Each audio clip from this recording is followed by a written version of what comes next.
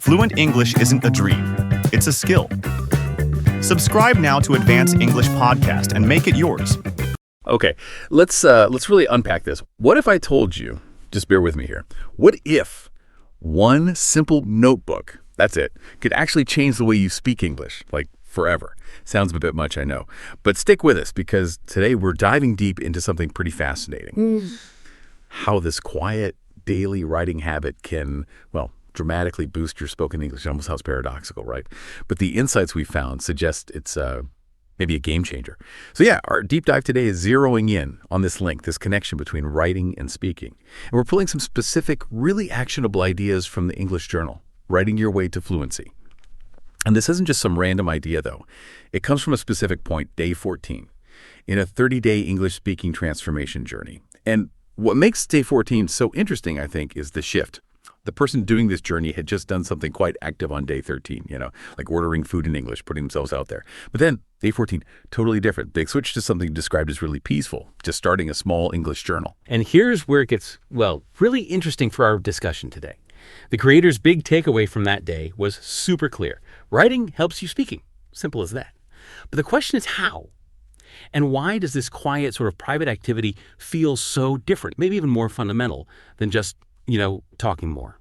It kind of challenges how we usually think about learning a language, doesn't it? It absolutely does. And what's really striking, from my perspective, is how well this specific practice aligns with broader ideas about deliberate practice in skill building, especially language. We often have this gut feeling, right, that to get better at speaking, you just have to speak more. And more speaking is important, obviously.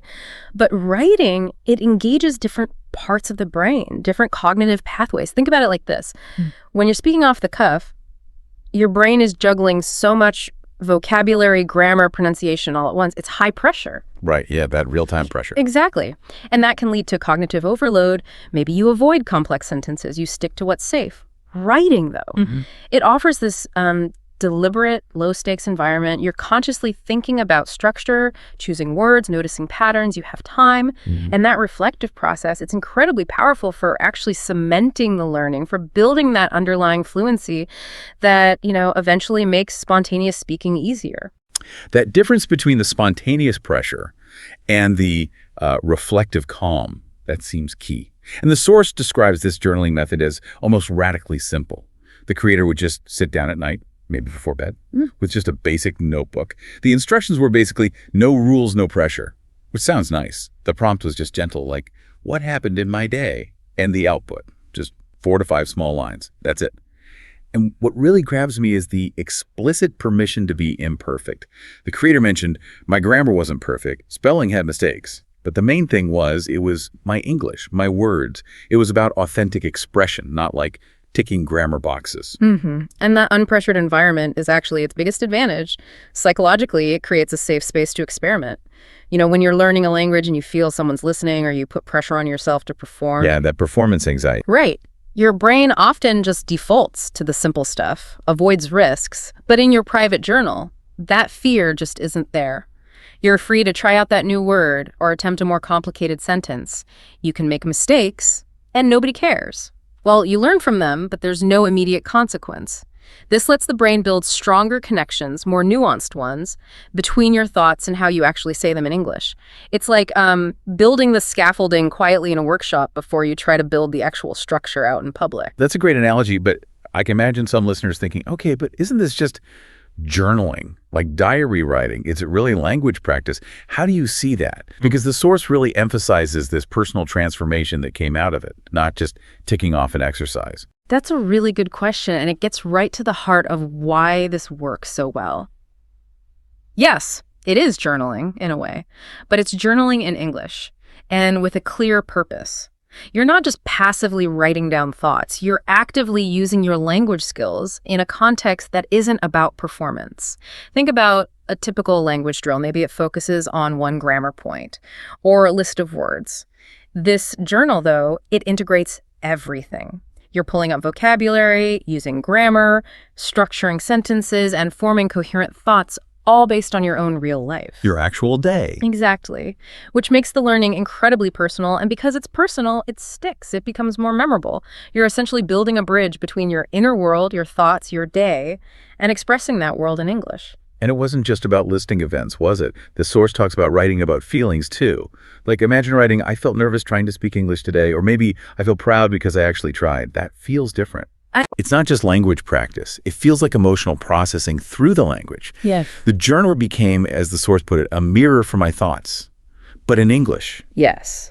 Allowing the creator to work through their learning journey, the anxieties, the little wins, all in English. That seems like a huge step. It is huge. That emotional dimension is absolutely critical. Language isn't just, a tool for exchanging data. It's tied up with who we are, how we express ourselves. When you can start to articulate your feelings, your worries, your achievements in a new language, you're not just using the language anymore. You're kind of living in it. Living in it. I like that. Yeah, it fosters the sense of psychological ownership. English stops being this external thing you have to learn and starts becoming an internal way to express you. And that emotional connection, it massively boosts memory and confidence because you're not just reciting facts or grammar rules, you're sharing something real about yourself. This directly leads to what the source found, that writing consistently like this built the confidence to express myself more clearly when I speak. Okay, so if we try to boil it down, the power of this journal seems to come from a few key things the source mentioned. Like, when you write, you slow down. That's 1. Then you see your mistakes. 2, you learn new words. 3, and your brain remembers them better. 4. It sounds almost too simple, but when you unpack each one, they're actually really significant, aren't they? They really are, and they map directly onto basic principles of how our brains learn. Slowing down, that gives you space for what psychologists call metacognition, thinking about your thinking. You just don't have time for that in rapid conversation. But writing, you can pause, review, correct, refine. Right. Seeing your mistakes, well, that's the first step to fixing them, isn't it? It turns errors from things to be embarrassed about into actual learning moments. You see the gap. And learning new words in the context of your own thoughts, that gives them meaning and relevance that just memorizing a list can never provide. Makes sense. It's tied to something real. Exactly. Contextual learning is way more effective for memory. Your brain links the word not just to its definition, but to the feeling, the situation, the sentence you created. Multiple connections. So this kind of integrated, deliberate practice, it's far more effective for building that solid long-term foundation than just passively absorbing things. It really builds the core strength. I get that. But I also know, for many of us, the idea of sitting down to write, especially in a language we're still learning, might sound, well, maybe a bit tedious. Yeah. Or boring. Yeah. Compared to the energy of actually talking to someone, the immediate reaction is often, I need to speak more. Just get out there and talk. Sure, that's a natural impulse. But the source really hammers home that this quiet practice, while it might seem less dynamic, is incredibly powerful in its effect. It argues that writing builds this crucial, often unseen foundation. Like constructing a building, you can't just slap on the paint and throw a party without solid groundwork, right? The journal is like that groundwork. It's the quiet, steady effort that makes the visible progress, the speaking possible and more solid. It shores up your internal language system first. That's a perfect way to put it. And the source uses another really potent metaphor, actually. It describes writing as being like planting seeds. Ah, yeah, saw that. Small today, but tomorrow they grow into big, strong trees of confidence. And what's so fascinating is how these little daily private acts of writing are framed as these foundational steps that eventually lead to something very public and potentially stressful, like speaking confidently. Seeds growing into trees of confidence. I like that visual. Yeah, each sentence you carefully craft, each thought you manage to express in English, it's like planting one of those seeds. And every day you do it, you're watering them, helping them take root. It's a great reminder that fluency, real confidence, it doesn't usually happen in huge bursts. It's built through these consistent, small, deliberate actions that add up over time. It's the quiet growth of those trees that lets you eventually stand tall and speak more easily. It really echoes how mastery works in almost any skill, doesn't it? Music, sports. It's the consistent, often solitary practice that builds the core ability. Yeah, that makes a lot of sense. And this whole idea raises a bigger question, I think, that goes beyond just learning English. If this simple private act of writing can have such a profound impact on our ability to communicate in a new language, what other parts of our lives could benefit from just taking a moment to observe, write, and reflect? Interesting point. Like what? Well, maybe preparing for a difficult conversation, or exploring a creative block, Or just understanding our own feelings better? Could this quiet process not only build language skills, but also just clarify our own thoughts and intentions generally, making all our communication potentially more effective, more authentic? That's a really thought-provoking angle, taking that internal step first. The hidden power of reflective work. So let's bring it back to the listener. What does this all mean for you, listening right now?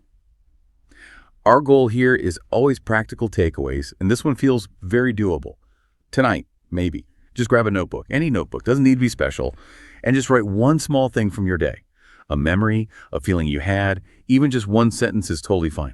That's it. That's the start of your English journal. And who knows, maybe it's the start of unlocking a whole new level of fluency and confidence for you, where your private thoughts, written down, become the foundation for your public voice. We really hope this deep dive inspires you to plant your own seeds. And just as a final thought, the journey in that source material didn't end with the journal, of course. Day 15 was about taking that newfound quiet confidence and stepping into a group conversation in English. So it illustrates that next step, right? Using the foundation built in private to tackle bigger challenges in public. It's all part of the process. Keep writing, keep speaking, keep growing. Fluent English isn't a dream. It's a skill. Subscribe now to Advance English Podcast and make it yours.